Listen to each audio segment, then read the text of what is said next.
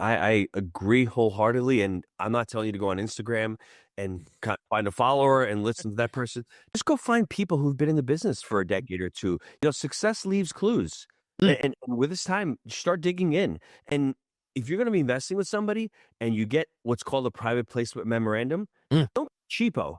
Go out and find an attorney. Let Yeah. the attorney read it to you for $500. Let them poke holes. I've had so many students join our community afterwards and going, I can't believe I invested this. I said, well, did you have a contract? Yes. Did you have an attorney look at it? No. And I'm like, that's why, because we're trying to be penny wise and pound foolish. And it's like, you know what? It's okay. If there's something you don't understand, find somebody who's done it before. Don't be afraid to pay for that because, hey, you're saving $500, but you put 100 grand into the deal. You'd rather not pay for it in a mistake that leads to probably a worthy experience and something you learn from. But if you can learn from other people's mistakes as much as possible, that's always not a bad way to do it. Wise people learn from others, but ultimately the responsibility lies within myself. That's right. And if you can't grapple that, and if you are ultimately the victim your entire life, I can't help you. Nobody can help you. And I can say that unequivocally because I was a victim until I read 𝗃𝗄𝗃𝗃's book. And I said, wow,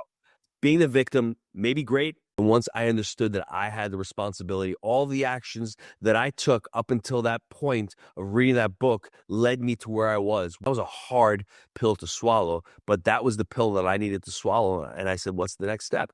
The next step was going out and finding a mentor.